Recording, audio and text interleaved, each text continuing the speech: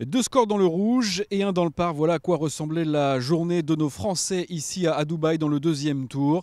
Des tricolores qui se sont bien battus sur le Earth Course, ce tracé dessiné par Greg Norman. Un parcours sur lequel la moindre erreur se paye cash, mais où les occasions de birdie sont finalement assez nombreuses. Alexander Levin ne le démentira pas. Le Marseillais a fini la journée dans le par et il reste donc à -1.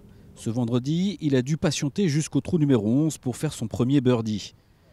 Il en inscrira 2 autres sur sa carte. Malheureusement, il y a également 3 bogeys sur cette dernière. Une journée qui aurait pu le frustrer, mais il a décidé de positiver. J'ai vraiment très bien joué. Après, bon, j'ai fait trop de 5 sur ma carte. Je crois que j'ai pas fait un birdie sur les par 5, donc voilà, c'est un peu ça qui m'a manqué. En plus, je crois que j'ai encore fait 2 fois 3 putts, donc je crois que je touche 17 greens, donc j'ai vraiment très bien joué au golf. Et j'étais pas très loin des drapeaux. Après, il a manqué beaucoup de réussite au putting. Mais c'est comme ça, mais on peut pas être devant toutes les semaines, mais il reste encore 2 jours pour essayer de faire quelque chose de bien ici.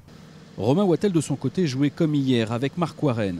Romain a un peu tout connu dans ce deuxième tour en termes de score, alternant le bon et le moins bon, pour tout de même revenir au clubhouse avec une carte de 70, synonyme de score total à -3.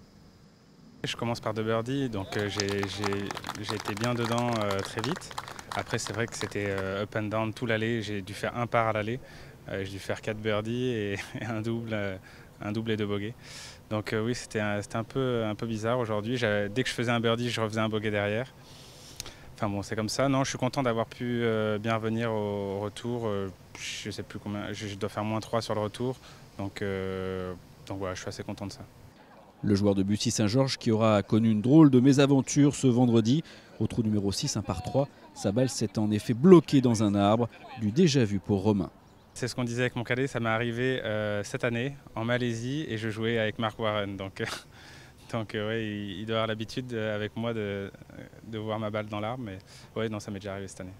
Des 3 Français, Victor Dubuisson est celui qui s'en est le mieux sorti dans ce deuxième tour. Un score de -4 pour la journée, -5 total, qu'il a construit sur les trous du retour, notamment au 17 et au 18, où il a enchaîné 2 birdies. Une performance réalisée sous les yeux très attentifs des jeunes du Pôle France qu'il a invités à Dubaï. Une manière pour lui de leur faire prendre conscience de ce à quoi ressemble le très haut niveau. C'est là qu'ils voient la façon dont s'entraînent les joueurs et je pense que ici il y a une dizaine de joueurs qui sont dans les 30 premiers mondiaux et il faut bien être attentif à ça. Après c'est du copier-coller, hein. Honnêtement ici il y a ce qu'il y a de mieux en termes de préparation, de routine avant de jouer, d'entraînement après la partie. Donc c'est important qu'ils puissent voir ça de leurs propres yeux, parce qu'à la télé malheureusement on peut pas le voir. Une expérience bénéfique à n'en pas douter pour ces jeunes golfeurs. Peut-être d'ailleurs que certains d'entre eux, d'ici quelques années, disputeront cette finale de la Race to Dubai. Pour l'instant, ce sont bien Victor, Romain et Alex qui portent les espoirs français. Victor qui, s'il joue dans ce troisième tour comme il l'a fait ce vendredi, pourrait bien se rapprocher assez rapidement des leaders.